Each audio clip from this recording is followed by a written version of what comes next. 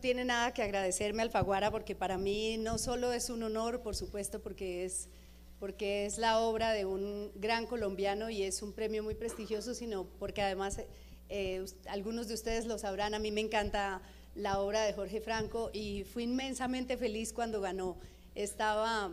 Mi esposo me llamó por teléfono y me dijo, ¿viste que Jorge Franco ganó? ¿Ganó qué? La Alfaguara. Y le colgué el teléfono y entonces busqué en el Twitter y vi, y después pensé, hola, le colgué el teléfono, entonces lo llamé, perdón amor, y me dice, no, yo sabía que eso iba a pasar, o sea que la gente sabe cuánto me gusta. Te felicito, estoy muy feliz de verdad desde ese momento de este triunfo, porque este es un premio realmente muy importante, pero además porque me encantó el libro y lo que quiero es que hablemos del libro, Jorge. Quisiera empezar por preguntarte por ese día, porque en la entrevista que hicimos para el canal en Perú, hablabas del día antes de mañana, ¿no? Del día antes del inicio de la tragedia en Perú, en Medellín. ¿Por qué te ubicaste en ese día, en ese momento, para arrancar esta historia? Bueno, en primer lugar, muchas gracias, buenas noches. También es un honor volver a compartir un escenario con Clara Elvira, ya lo habíamos hecho hace 4 años, con santa suerte, y creo que nos fue muy bien, espero que hoy suceda lo mismo. Pues mira, yo creo que esta es una historia que yo venía cargando casi que de toda la vida, ¿no? Y lo que sí no podría responder es en qué momento esa historia comenzó a pedir espacio. Eso nos sucede, yo creo que a los que estamos en este oficio, que manejamos varias ideas en la cabeza, de esos fantasmas que nos rondan, y de pronto en algún momento dado hay una de esas que comienza como a abrirse espacio a codazos para buscar contarse. Entonces yo creo que la venía cargando pues porque la recordaba desde la niñez, lo que fue el impulso, digamos, de esta historia, porque siempre aclaro que es una novela y que toma mucha distancia de los hechos reales, pero ese impulso lo conservé ahí, y como una sensación, ¿no? Como una sensación de que algo crujió debajo, algo crujió bajo los pies de esa época. Y efectivamente crujió porque creo que fue, no sé, unos 4 o 5 años más tarde, ya vendría lo que conté en otro libro, en Rosario Tijeras. Rosario Tijeras, claro. Exacto, esta es como la víspera de esa época, una víspera en la que pues había esas grietas y esos crujidos, pero que yo creo que no, por lo menos nosotros como niños no olfateábamos lo que se venía, no sabíamos la magnitud de lo que se venía. Y yo creo que nadie, yo creo que ni los mismos adultos, porque eso fue algo, pues como todos lo saben, que se salió de las manos. Y esta es otra época, esta es una época que está marcada, creo yo, más por la ingenuidad, como por el candor. Eso fue un poco lo que traté como también de plasmar en esta historia, sí. Como ese Medellín de la eterna primavera, pues estos son como los años de la primavera, sí. justo en el límite. Ajá. El secuestro del señor ocurrió, el castillo existe, todo lo demás es producto de un ejercicio de ficción, pero el último capítulo, en donde hay alguien que está mirando y que le cruje la tierra en los pies, eres tú. Pues yo nunca. Tú eres vecino de ese castillo. Sí, yo fui vecino del castillo y por eso digamos que fue tan cercano esa sensación de que había crujido algo debajo, pues porque conocía al personaje y era un personaje querido por mucha gente, y de pronto pues con eso que sucede, es que siempre es complicado como hablar de un libro cuando nadie se lo ha leído, para no ir a dañarlo, sí. Para no dañar la historia, pero bueno, ese suceso pues lo que hace es que sí, que nos puso como a reflexionar a muchos y a pensar que hasta ahí de pronto había llegado un momento de un Medellín como se conocía, sí. Sí. Dice Laura Restrepo que el libro está entre la fantasía y la truculencia, entre los hermanos Cohen y los hermanos Grimm, ¿no? Y lo dice porque hay un personaje que pinta como protagonista y que resulta ser un personaje secundario, pero neurálgico su presencia, que es una especie de Rapunzel, ¿no? Una princesa en un castillo. ¿Por qué haces esa dicotomía entre un personaje tan neurálgico en la historia? Porque marca al malo, marca a don Diego y marca toda la historia, pero casi ni habla ese personaje. Sí, es como un fantasma travieso que pasa por ahí por la historia y hace cosas raras, ¿no? Sí. Baila sola en el jardín, bueno, sale del bosque con unos peinados que nadie entiende quién se los hace. Pero yo creo que era ella, ese personaje que se llama Isolda en la novela, es como el punto de unión, creo yo, de esos dos mundos, el mundo de adentro y el mundo de afuera. Y de alguna manera creo yo también que puede ser como una metáfora de lo que hablamos al comienzo, de lo que estaba sucediendo en Medellín, el Medellín del cuento de hadas, el Medellín de donde los niños jugábamos en la calle, el Medellín de los hermanos Grimm, luego pasa al Medellín sangriento de Tarantino. Sí. Entonces es también un poco como la metáfora de lo que sucedía en esa época, pero ella básicamente es como el punto de unión de esos dos mundos, y además creo yo también como de dos líneas narrativas, porque hay una que se va como por el lado fantástico, como la cosa del cuento de hadas, y otra que es mucho más cercana como pues, yo no sé, a mí me cuesta mucho como clasificar mi narrativa, pero más como por el realismo. Ajá. Claro, el jurado del premio Alfaguara dice que, bueno, que tiene de Tarantino, ¿no? Y entonces yo escribía en el iPad, el mono Riascos es el malo de la historia, y escribía el mono Riascos y me salía el mono Fiascos. Me corregía el iPad, y la verdad es que tiene hasta de justicia poética, porque resulta todo un fiasco. O sea, este es un malo como el de Pulp Fiction, al que se le escapa el tiro y mata en el carro al que no podía matar, ¿no? Entonces cuando llega el limpiador, ¿recuerdas esa escena? Sí. Bueno, ¿cómo le puede pasar tanta cosa al mono Fiascos? Pues mira, esto es como una, a ver, me apoyé un poco como en la época, porque es una pandilla de inexpertos que todo les sale mal, todo lo que están planeando no les sale como ellos quisieran, y pues si en ese momento, digamos, ese hecho y lo que ellos hacían, esos crímenes, pues causaban estupor, hoy viéndolo desde el presente, pues uno ve eso como un cuento de niños, ¿no? Para lo que vino después y para lo que sucede ahora. Entonces, pues estos eran unos asaltantes de bancos que se han metido a secuestradores por primera vez y todo les sale al revés. Con el agravante también de que hay como una historia de amor, yo no sé si llamarla de amor, pues una historia sórdida de una relación donde al mono también lo están exprimiendo por otro lado, y la poca plata que tiene para mantener a su banda, pues se la está sacando un joven. Y además tiene que mantener la fachada de la novia. Exacto. Este personaje del que estamos hablando tiene una inspiración real también. Era un bandido de la época, muy conocido. Se llamaba, le decían el mono Trejos. Era un tipo que yo no sé cómo hacía, pero estuvo muchas veces preso, muchísimas veces preso, y siempre se escapó de la cárcel, siempre encontró la manera de escaparse. Hasta la última vez que lo cogieron ya en los años 80 en Estados Unidos con droga, y ahí sí estuvo preso, y yo creo que hasta ahí supe yo de él. Entonces, de todas maneras, para tomar distancia de la historia como yo quería, pues nada, me creé otro bandido.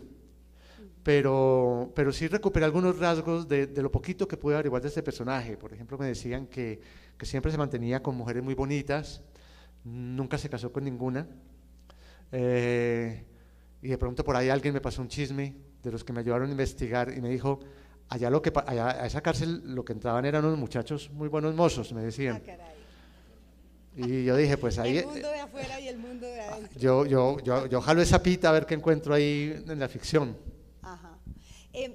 ¿Cómo construiste a Don Diego? Porque Don Diego es el símbolo de la entereza, o sea, es un hombre irredimible, ¿cierto? Es de una voluntad, de una serenidad y de un temple, incluso en los momentos más complicados del drama que vivió. Sí, pues de él, digamos, sí había más información por los medios y porque lo conocíamos, y era un personaje, digamos, público.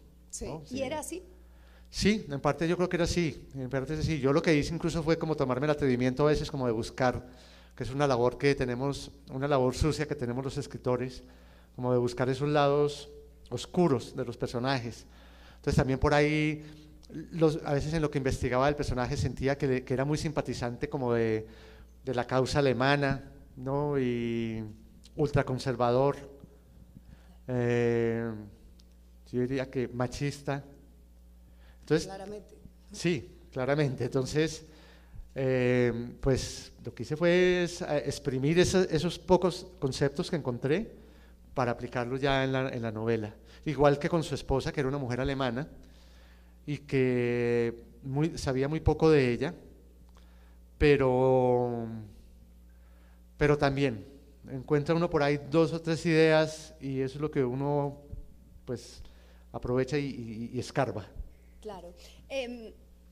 Cuando tuvimos esa linda conversación sobre Santa Suerte, que era una novela femenina que ustedes habrán leído, no femenina dirigida a mujeres, sino una novela narrada con voz de mujer, te decía que me impresionaba mucho cómo lograbas ponerle voz a una mujer siendo hombre, que eso pues tiene un mérito como en el caso contrario.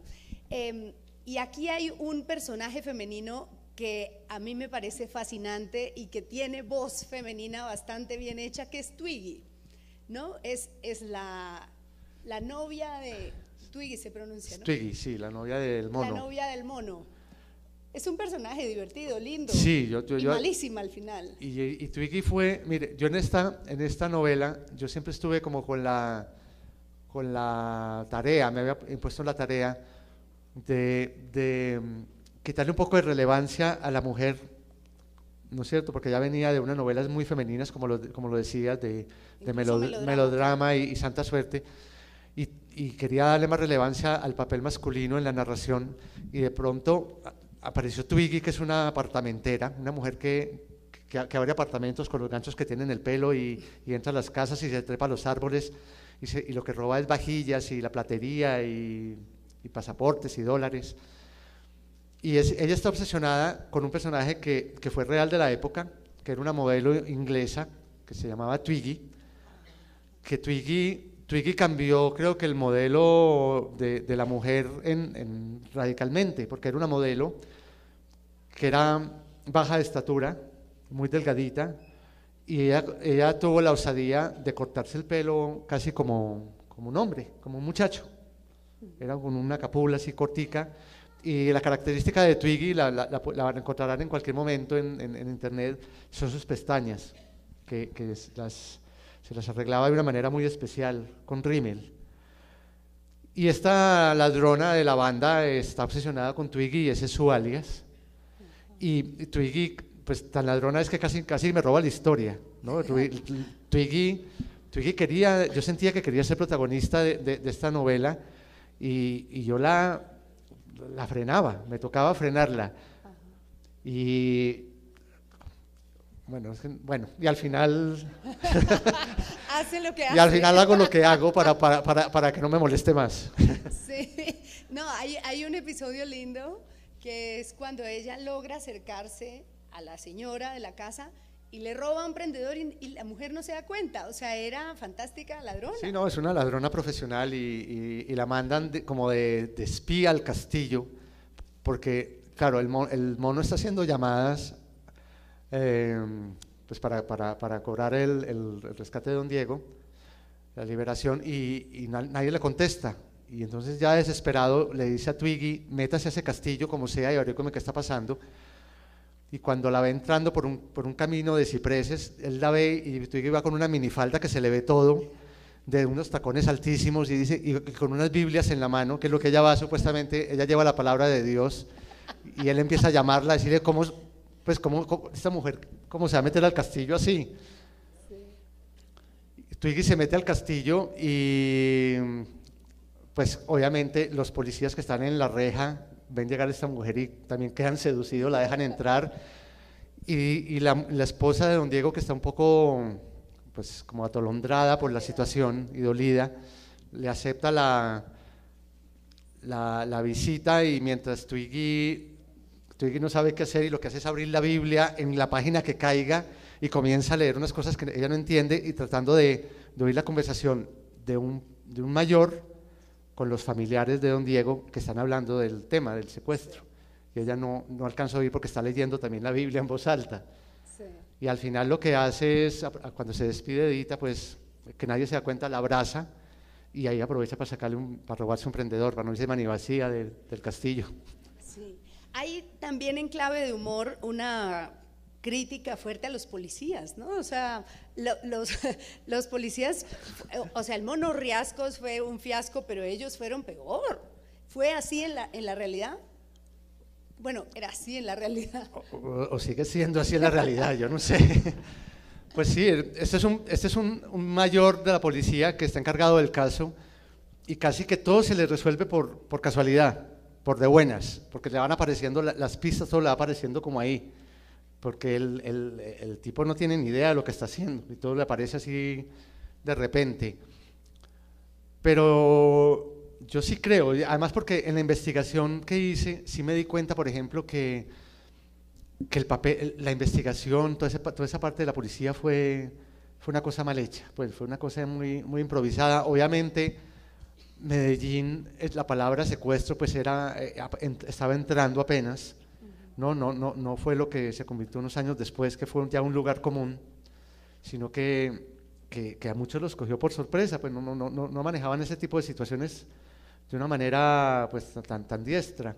Sí. Y no tenían tampoco ni los equipos, ni las comunicaciones, y realmente el que viene a resolver todo el rollo ahí es un vidente belga que se trajeron los parientes para que les ayudara a ubicar al señor, y nadie le creía al belga, y resulta que el belga le funcionó más la brujería que la policía. Sí. Jorge, ese Medellín que tú viviste en esa época, ¿te marcó la vida? O sea, ¿tú qué edad tenías cuando se transformó del sueño de los hermanos Grimm a la pesadilla? Pues mira, es que yo creo que marca la vida porque es el Medellín de la niñez, y yo creo que a todos la niñez, ahí queda todo, ¿no? Ahí quedan las cicatrices, o ahí quedan los logros, ahí queda el amor, queda ahí, todo queda en lo que uno recibe en la niñez.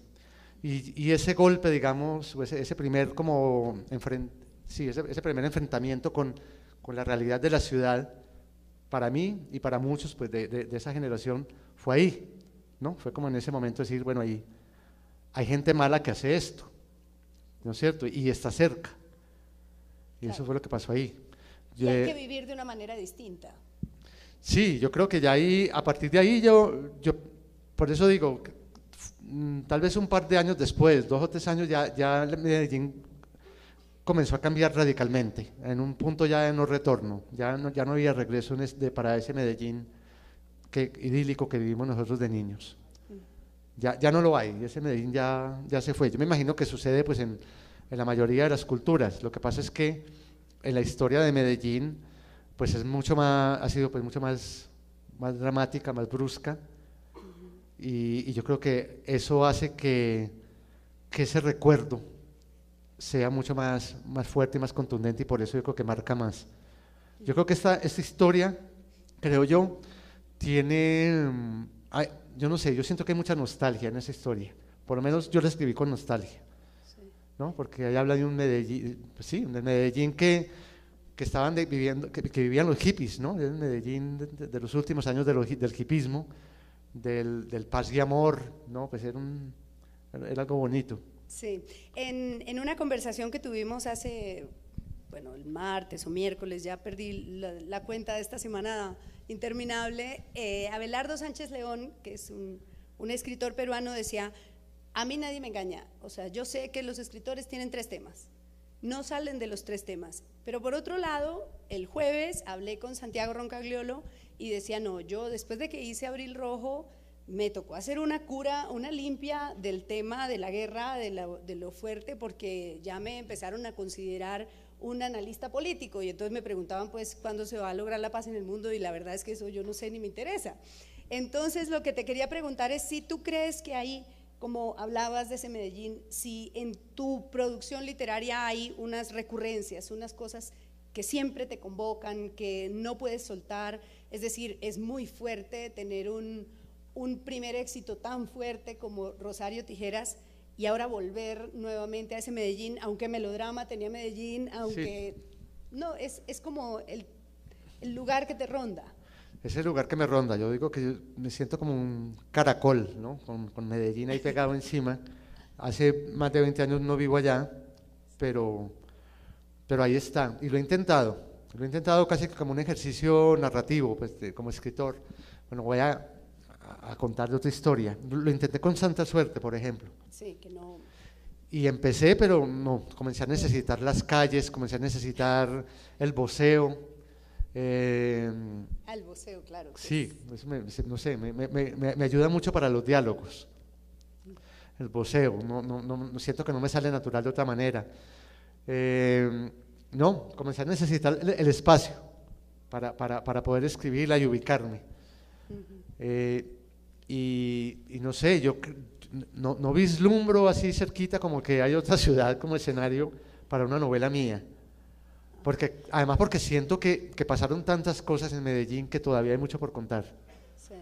Allá surgió un universo, una cosa mítica alrededor de todo el mundo de la mafia, de la droga. Y yo creo que por más que se haya escrito y se haya contado y se haya mostrado, hay mucho más por contar. Uh-huh. Cuando escribes, ¿piensas en las imágenes? ¿Te figuras una película? Es decir, evidentemente Rosario Tijeras se escribió mucho tiempo antes de la película, pero luego la película era, ya, claro, es que esto yo ya lo vi, ya lo leí, y luego lees casi todo lo tuyo tiene como un guión cinematográfico, o sea, como que está predispuesto a eso. ¿Lo piensas así? ¿Piensas en imágenes cuando escribes? ¿Esta te parece que tiene esa...? Yo me imagino la cara del Mono Riascos, me imagino a Twiggy, entre lo que dices y lo que insinúas de ellos, me parece que está contadita, perfecta como para hacer una película. Bueno, yo no sé, a mí es que me cuesta mucho verlo así. Yo escribo pues pensando en el libro, pensando en términos narrativos, de herramientas literarias, y no. Yo creo que más bien la imagen viene como de toda esa influencia audiovisual que tenemos ahora, ¿no? Como casi que de ver imágenes, que unas imágenes como que me dictaran luego las frases, pero no pensando en cine, no, porque la verdad aquí, por ejemplo, esta novela me parece complicada, me parecería a mí que sería complicada, ¿sí? Porque de todas maneras hay 2 momentos del comienzo paralelos que van que son anacrónicos, bueno, que van hay un presente actual, claro. Pues digo actual en esa novela, y luego la historia se va hasta el Berlín de la posguerra, ¿no? Claro, el momento en que se conoce. Exacto. Con la señora. Entonces yo no sé, ya tendría que ver un productor o alguien que tenga el ojo más agudo para ver cómo maneja esa situación de tiempos, que creo yo que sería la parte más difícil de una adaptación en este caso. Sí. Están los diálogos, porque es una novela muy dialogada, sí. Pasan cosas, que eso les gusta a los del cine, que pasen cosas, que haya acción, hay policías, como ya dijiste, eso también les gusta, hay una mujer bonita, como Twiggy, sí. Entonces hay elementos, yo creo que ya hay que esperar, a ver cómo la leen. Sí, hay cosas muy interesantes, como un episodio en el que pensaba yo en el secuestro de de Álvaro Gómez Hurtado cuando le tomaron esta foto, que él ni siquiera quiso mirar y tuvieron que revelarla. Y ahí pensé por primera vez como periodista, ¿cómo habrán revelado la foto estos tipos? Porque aquí no pudieron. el mono, claro, el mono de pronto dice, bueno, ya tenemos la foto, ¿y ahora dónde vamos? Este es un señor conocido, ¿no? Y ahí pasa una cosa fascinante que no vamos a dañarles la historia, pero es divertido eso. Sí, pero lo vuelvo y digo, me apoyé un poco como en la época, es que esa época Claro. permitió muchas cosas, primero porque las fotos en esa época se revelaban, yo creo que aquí hay muchos que no saben qué es eso, pero se revelaban. Claro, y se velaban los rollos también. Y este es un señor que está pegado por todas las paredes, por todos los postes que salen en los noticieros porque lo están buscando, y ahora dice, bueno, ¿y quién nos revela esta foto de este señor? Y se le vuelve a esta banda pues, de inexpertos un lío mayor, ese sí se les complica bastante. Claro, ¿no? Y ese termina siendo un nudo narrativo que Claro, termina resolviendo la… Sí, que lleva también al desenlace. Sí. Una cosa que me llama mucho la atención de la novela es la economía narrativa. O sea, tú has hecho novelas breves y melodrama, por ejemplo, que es una novela. En esta hay lo necesario, lo justo. ¿Hiciste un ejercicio de sacar el zumo en vez del jugo? Esta novela, sí, se exprimió mucho, le exprimí mucho. Esta novela era más extensa, pero no sé, se trabajó mucho. La verdad, casi que tuvo unas 2 o 3 escrituras, diría yo. Hasta esa última que hago yo, que es cuando termino todo y vuelvo y la imprimo y comienzo a pasarla, a transcribirla palabra por palabra, que esa ya es la última escritura que hago. ¿Cómo así? No entiendo.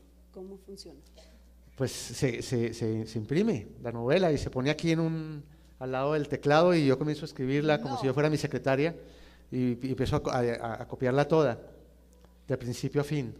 ¿Y por qué? Porque así… Si ahí es tan fácil editar en el…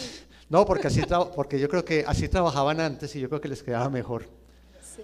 No, sí, cuando antes del computador, pues, y todavía los hay, los que escriben a mano y los que escriben a máquina, hay que pasarlo todo en limpio.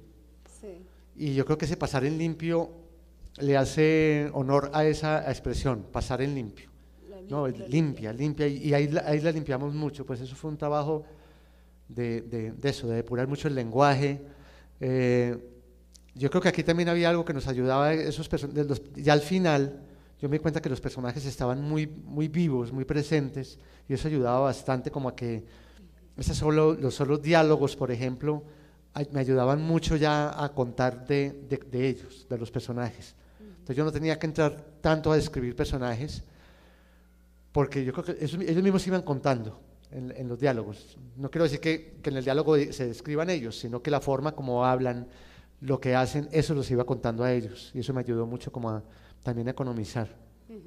Se te van a borrar las huellas digitales, porque en algún perfil que leí de Vargas Llosa cuentan que tiene borradas las huellas y que cuesta cuando le toman para los pasaportes y eso, de tanto teclear la máquina. Claro que el computador ya no es tan agresivo. No, y yo hago una novela, cuando yo hago una novela la hace 3, pues sí. Eso también ayuda. Jorge, esta es la historia de varias obsesiones. Es la historia de la obsesión de Diego por la protección de su hija. Es la historia del mono, de la obsesión del mono con la hija, que termina siendo la obsesión del mono con don Diego. ¿Es eso a donde querías apuntarle, al tema de que todos tenemos en el fondo alguna obsesión? Sí, una obsesión. Y que a veces esas obsesiones uno no conoce muy bien cuáles son las causas, ¿no? El mono hay un momento que le dice, pero ¿por qué? Le pregunta a don Diego al mono, pero ¿por qué nosotros? ¿Por qué ella? Y el mono le dice, yo no sé, eso es como una rasquiña que tengo en el cerebro, que tengo adentro. Y eso pasa, se vuelven como unas obsesiones que no tienen ninguna justificación. Obviamente, pues eso podría entrar uno a tirarle al psicoanálisis y a lo mejor sí le encuentra una razón. El mono y él son personajes de mundos opuestos, ¿no? El personaje de esta niña no deja de ser un personaje atractivo para un Medellín donde en esa época no pasaba nada, entonces no deja de ser, digamos, sí, llamativo. Pero sí, yo quería llegar como a contar a dónde lleva una obsesión, más o menos? Sí, me quedó sabiendo a poco la profesora alemana, porque arranca y uno dice, ¿cuál es el secreto? ¿Quién es? ¿Qué es lo que va a pasar? Y luego le das un garrotazo a la profesora alemana, bueno, un garrotazo en la historia, no, no literalmente. ¿Qué Sí, pasó? no, yo sentía que la profesora estaba ahí como cumpliendo una misión que no se sentía muy a gusto de hacerla. Era una mosca en leche, ella, una mujer pues alemana en Medellín de los años 60, al jardín lo llamaba selva, pues ya se sentía ahí ya Me fuera de parecía. lugar. Y sí, hay una historia como que ella oculta de una relación amorosa, pero luego no sé, fue algo algo más sórdido en mí que la llevó como a terminar esa relación de otra manera, y el que la sacó, pero así volando, fue don Diego, ¿no? Porque sí no podía tener ese tipo de mujeres educando a su hija. En la casa, claro. La verdad es que me engañó el género del amor secreto Sí, de la, de la alemana, y luego su nuevo motivo de huida resultó ser de otro género. Entonces digo yo, bueno, ¿será que tengo la mente torcida para haber empezado a pensar así? no, así Los pasa, ¿no? lectores somos así, medio retorcidos, Así ¿sabes? pasan las cosas, ¿no? No todo lo que pasa en un castillo, digamos, es color de rosa. Eso es algo también que se muestra ahí, ¿no? Que ahí están las pasiones que tienen los seres humanos, también están en ese castillo. Claro, pasiones como la de don Diego, pensaba, yo no he hablado de política contigo nunca, creo, No, ni hablemos de eso, pero, qué pereza. pero, pero no me parece que seas un hombre de derecha. Y, y el libro muestra a don Diego como un señor íntegro, magnífico, estupendo, de derecha, y pensaba, está haciendo un ejercicio de distancia con don Diego, dime si me equivoco, con su posición política, con su No, conservadurismo. pero sabes que yo sentía que el mismo don Diego, él tenía su posición muy clara, y yo creo que se ve ahí en la novela que es una posición de derecha, es un tipo muy radical, pero en ciertos momentos yo creo que él también le saca el cuerpo como a esa posición. Yo no sé si te acuerdas cuando él está en Berlín y él tiene dos amigos en Alemania. Uno es un amigo de toda la vida, que yo me inventé, por supuesto, y el otro es un arquitecto que le hace el castillo, que también me inventé. Y en algún momento, pues claro, ha caído Hitler, y estos dos hombres quieren recuperar Alemania, ¿no? Para la causa. Y él, ahí yo creo que de una manera pues como muy cauto, eh, los ignora y les dice, discúlpeme, pero estoy oyendo una pieza maravillosa de música clásica. Y se queda oyendo la música y los deja colgados, y por allá más adelante nos enteramos que uno de ellos tuvo que exiliarse, creo que en Argentina o alguna cosa. Pero yo creo que él fue cauto también. Sí. Yo creo que Bueno, hacía reuniones con el obispo. sí, claro, no, era un hombre sí, La era de crema derecha, innata sí, sí, claro, no, eso sí, y quienes lo conocieron lo decían, era un personaje de derecha, tenía una sensibilidad social, digamos, a su manera, muy amplia. Yo diría que era más como en el concepto de familia y de la paternidad, donde se notaba más como su rigidez. Sí. También hay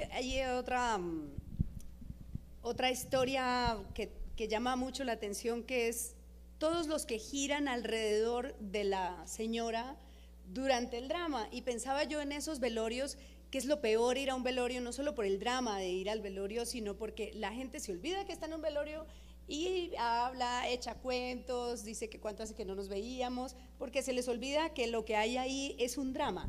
También hay una atmósfera muy conmovedora de esa gente que empezó a chupar de la casa de don Diego mientras él estaba secuestrado. Sí, pues yo creo que era como parte de la rutina del secuestro, ¿no? Como pues los parientes, los familiares, y como de todas maneras, vuelvo e insisto, como no había en esa época, pues era básicamente una novedad. Yo creo que en Medellín había habido un par de secuestros antes que este, y tal vez creo que este fue el primero que terminó de esta manera. Y pues yo creo que era como parte primero de ese asombro, como decir, ¿qué está pasando? ¿Esta gente quién es? O de pronto también como esa ingenuidad de pensar que es algo que se podía, que, digamos, no medir la gravedad de lo que estaba sucediendo. Y la verdad que en lo que yo investigué, y es algo que nadie no he podido saber y nunca supe, es en qué momento eso se complica, porque eso se complicó. Y la familia, pues propiamente creo que no hay una razón muy clara. Yo estuve muchos años buscándolo, como un par de años, buscando los expedientes para saber qué había pasado, por qué se había complicado esa situación. Nunca la supe. Y me pasó algo muy curioso, que es como una cosa del destino con esa situación. Yo me la inventé y la escribí. ¿Qué pasó para que se complicara como la resolución de ese secuestro? Y luego, después de recibir el premio, tuve una conversación muy larga con Laura Restrepo, que fue la presidenta del jurado, y me dijo: Jorge, solamente hay una cosa, que hablamos todos los miembros del jurado, y es que es un párrafo, es solamente un párrafo, pero creemos que es donde yo resuelvo esa situación. Me dijo: creemos que ese párrafo sobra. Y yo le dije: pues quitémoslo de una. Y lo cerré distinto y lo quitamos, y entonces ni por el lado mío se supo qué pasó. Sí. Yo creo que ya. Ahí sigue el misterio. Sí, claro, supongo que es en el final, sí, en el penúltimo capítulo. Exactamente. Donde se queda uno así. Con un pie.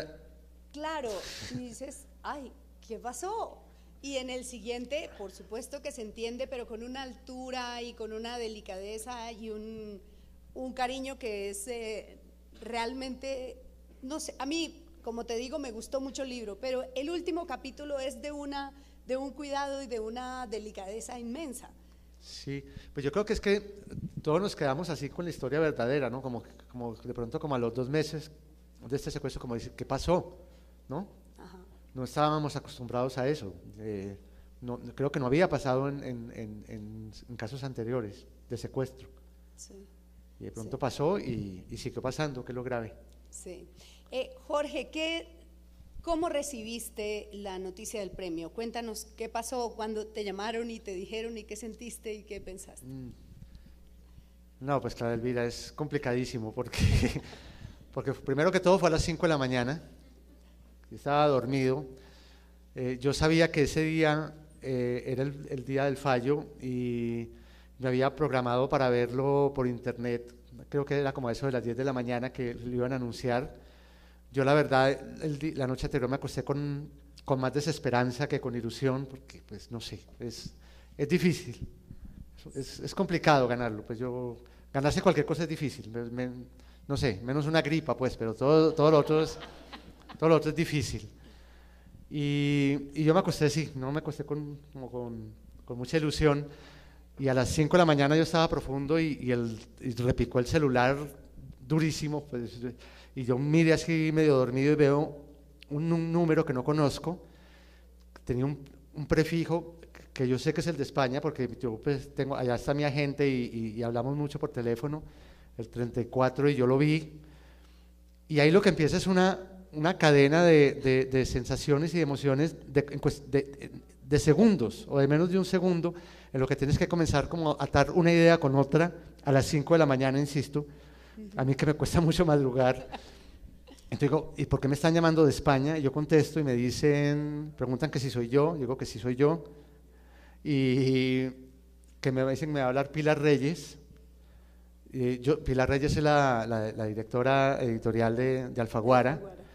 Y es colombiana. Es colombiana, y yo digo, bueno, pues es que no alcanzo ni a pensar por qué me está llamando Pilar Reyes a las 5 de la mañana, y Pilar me saluda y me dice, pues de una manera como un poco irónica, me pregunta que si me despertaron. No, estaba fritando unas papas. Sí, pero me dice, bueno, Laura Restrepo, que es la presidenta del jurado, te va a dar una noticia. Entonces, imagínate todo eso en cuestión de segundos, como ir hilando cada cosa.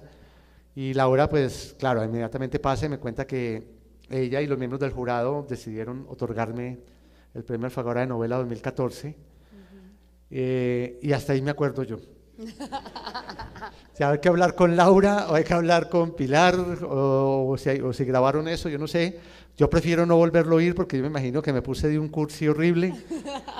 Sé que pasaron uno a uno los miembros del jurado de una manera muy bonita, fueron hablando de la novela, pasó uno a uno al teléfono y bueno, después volvió a pasar Pilar a contarme ya lo que se me venía encima, porque pues estaba preparado para, sí, efectivamente para las 9 algo de la mañana una rueda de prensa y bueno, ya lo que venía eran tecnicismos pues, sí. Y ya era, no sé, me quedé en un silencio por ahí un cuarto de hora mirando el techo, la luz que se entraba allá. ¿Tu señora no se despertó? Ella, claro, ya. Ella y mi hija brincaban en la cama. Y bueno, ya empezó a sonar el teléfono, ya me despertaron de Alfaguara, Colombia, y mi agente también ya me llamó luego de España, y empezó a sonar el teléfono 2 días seguidos, al punto que al segundo día mi hija me preguntó que cuándo se acababa el premio.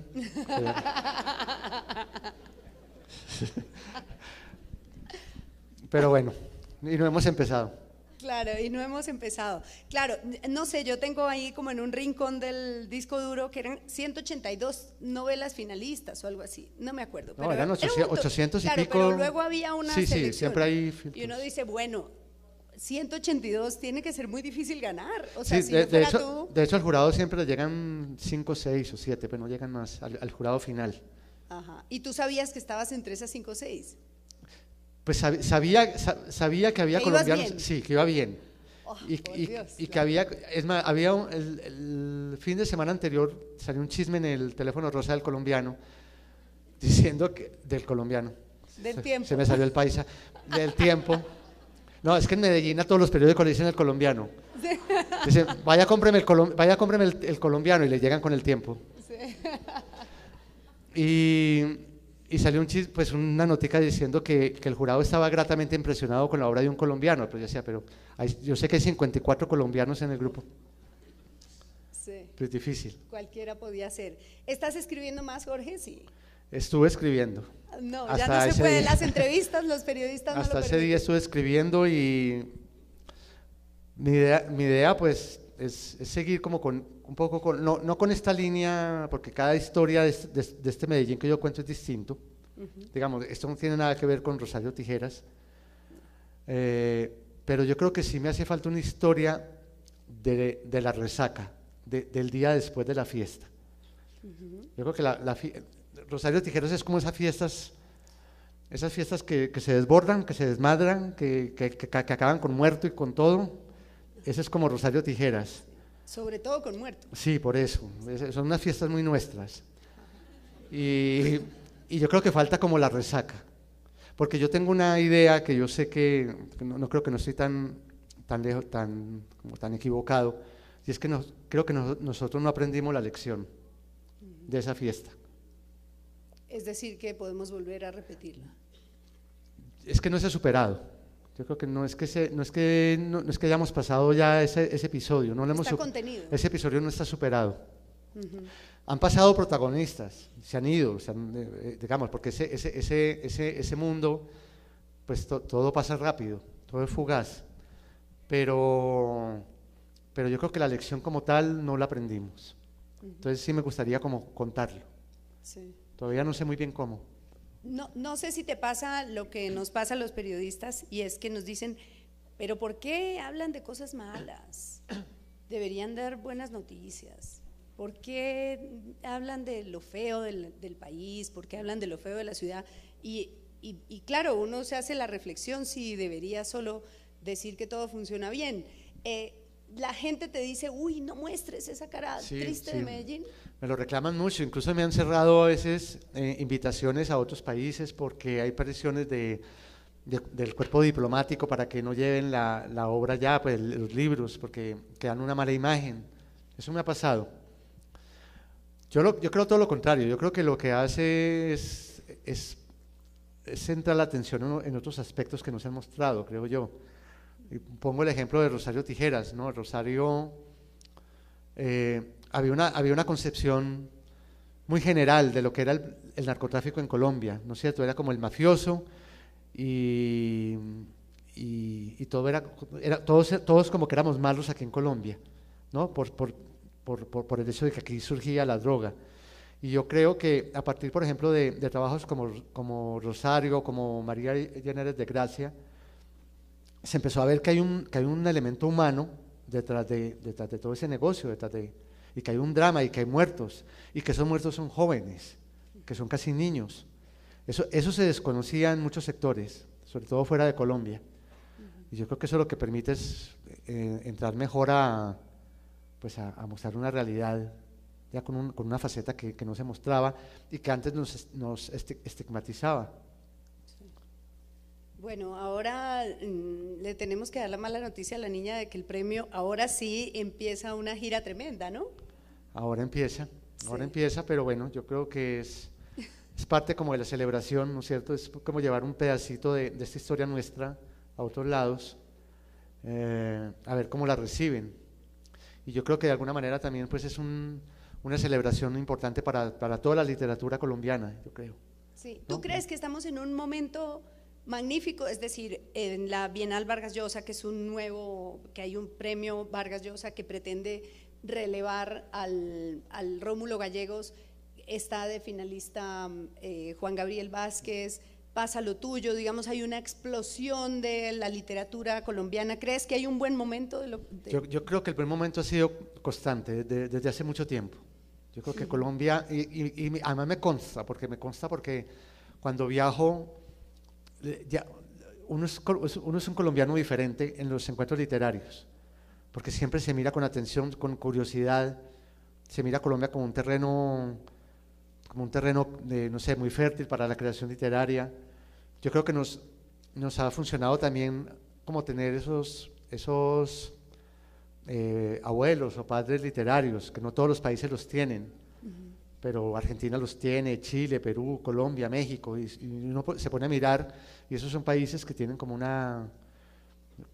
que despiertan una curiosidad general por lo que se hace en literatura. Y a mí me ha pasado hasta en las aduanas, ¿no? En los países, en la migración, que uno le preguntan para dónde va y uno muestra una invitación de un encuentro literario y pasa uno tranquilo. Sí. Entonces yo creo que es una buena carta de presentación y lleva mucho tiempo, yo creo que vigente. Muy bien, pues felicitaciones de nuevo, Jorge, de verdad que estoy muy orgullosa. Muchas gracias, Clara Elvira, gracias de nuevo por estar aquí en este encuentro alrededor de un libro. Esperemos que el próximo también estés aquí conmigo. Que se gane otro premio Alfaguara. Gracias por estar aquí.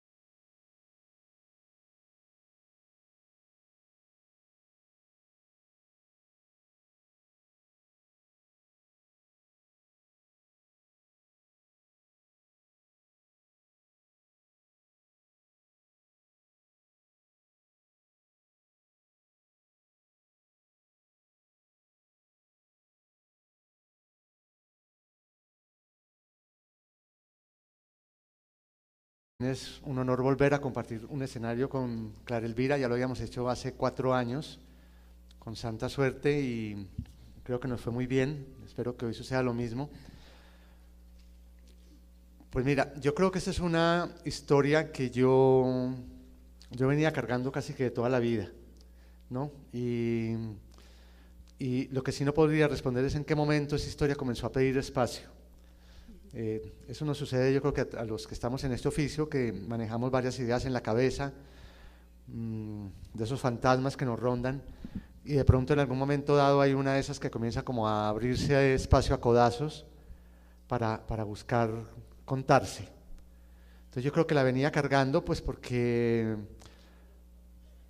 la recordaba desde la niñez, lo que fue el impulso, digamos, de esta historia, porque siempre aclaro que es una novela y que toma mucha distancia de los hechos reales, pero ese impulso lo conservé ahí, y como una sensación, ¿no?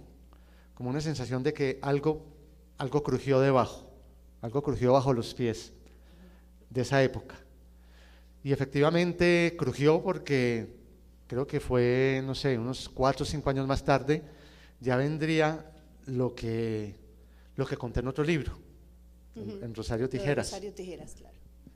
Exacto, esta es como la víspera de esa época, una víspera en la que pues había esas grietas y esos crujidos, pero que yo creo que no, luego pasa al Medellín sangriento de Tarantino. Sí. Entonces es también un poco como la metáfora de lo que sucedía en esa época, pero ella básicamente es como el punto de unión de esos dos mundos, y además creo yo también como de dos líneas narrativas, porque hay una que se va como por el lado fantástico, como la cosa del cuento de hadas, y otra que es mucho más cercana como pues, yo no sé, a mí me cuesta mucho como clasificar mi narrativa, pero más como por el realismo. Ajá. Claro, el jurado del premio Alfaguara dice que, bueno, que tiene de Tarantino, ¿no? Y entonces yo escribía en el iPad, el mono Riascos es el malo de la historia, y escribía el mono Riascos y me salía el mono Fiascos. Me corregía el iPad, y la verdad es que tiene hasta de justicia poética, porque resulta todo un fiasco. O sea, este es un malo como el de Pulp Fiction, al que se le escapa el tiro y mata en el carro al que no podía matar, ¿no? Entonces cuando llega el limpiador, ¿recuerdas esa escena? Sí. Bueno, ¿cómo le puede pasar tanta cosa al mono Fiascos? Pues mira, esto es como una, a ver, me apoyé un poco como en la época, porque es una pandilla de inexpertos que todo les sale mal, todo lo que están planeando no les sale como ellos quisieran, y pues si en ese momento, digamos, ese hecho y lo que ellos hacían, esos crímenes, pues causaban estupor, hoy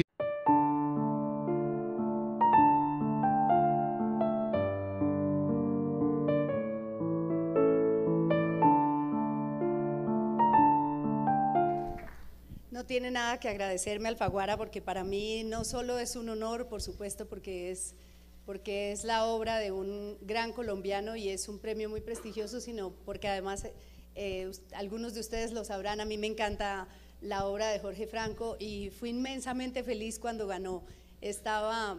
Mi esposo me llamó por teléfono y me dijo, ¿viste que Jorge Franco ganó? ¿Ganó qué? El Alfaguara. Y le colgué el teléfono, y entonces busqué en el Twitter y vi, y después pensé, hola, le colgué el teléfono, entonces lo llamé, perdón amor, y me dice, no, yo sabía que eso iba a pasar. O sea que la gente sabe cuánto me gusta. Te felicito, estoy muy feliz de verdad desde ese momento de este triunfo, porque este es un premio realmente muy importante, pero además porque me encantó el libro, y lo que quiero es que hablemos del libro, Jorge. Quisiera empezar por preguntarte por ese día, porque en la entrevista que hicimos para el canal en Perú, hablabas del día antes de mañana, ¿no? Del día antes del inicio de la tragedia en Medellín. ¿Por qué te ubicaste en ese día, en ese momento, para arrancar esta historia? Bueno, en primer lugar, muchas gracias, buenas noches. También que hasta ahí de pronto había llegado un momento de un Medellín como se conocía, sí. Sí. Dice Laura Restrepo que el libro está entre la fantasía y la truculencia, entre los hermanos Cohen y los hermanos Grimm, ¿no? Y lo dice porque hay un personaje que pinta como protagonista y que resulta ser un personaje secundario, pero neurálgico su presencia, que es una especie de Rapunzel, ¿no? Una princesa en un castillo. ¿Por qué haces esa dicotomía entre un personaje tan neurálgico en la historia porque marca al malo, marca a don Diego y marca toda la historia, pero casi ni habla ese personaje. Sí, es como un fantasma travieso que pasa por ahí por la historia y hace cosas raras, ¿no? Baila sola en el jardín, bueno, sale del bosque con unos peinados que nadie entiende quién se los hace. Pero yo creo que era ella, ese personaje que se llama Isolda en la novela, es como el punto de unión, creo yo, de esos dos mundos, el mundo de adentro y el mundo de afuera. Y de alguna manera creo yo también que puede ser como una metáfora de lo que hablamos al comienzo, de lo que estaba sucediendo en Medellín, el Medellín del cuento de hadas, el Medellín donde los niños jugábamos en la calle, el Medellín de los hermanos Grimm. Por lo menos nosotros como niños no olfateábamos lo que se venía, no sabíamos la magnitud de lo que se venía. Y yo creo que nadie, yo creo que ni los mismos adultos, porque eso fue algo, pues como todos lo saben, que se salió de las manos. Y esta es otra época, esta es una época que está marcada, creo yo, más por la ingenuidad, como por el candor. Eso fue un poco lo que traté como también de plasmar en esta historia. Sí. Como ese Medellín de la eterna primavera, pues estos son como los años de la primavera, sí. justo en el límite. Ajá. El secuestro del señor ocurrió, el castillo existe. Todo lo demás es producto de un ejercicio de ficción, pero el último capítulo, en donde hay alguien que está mirando y que le cruje la tierra en los pies, eres tú. Pues yo nunca.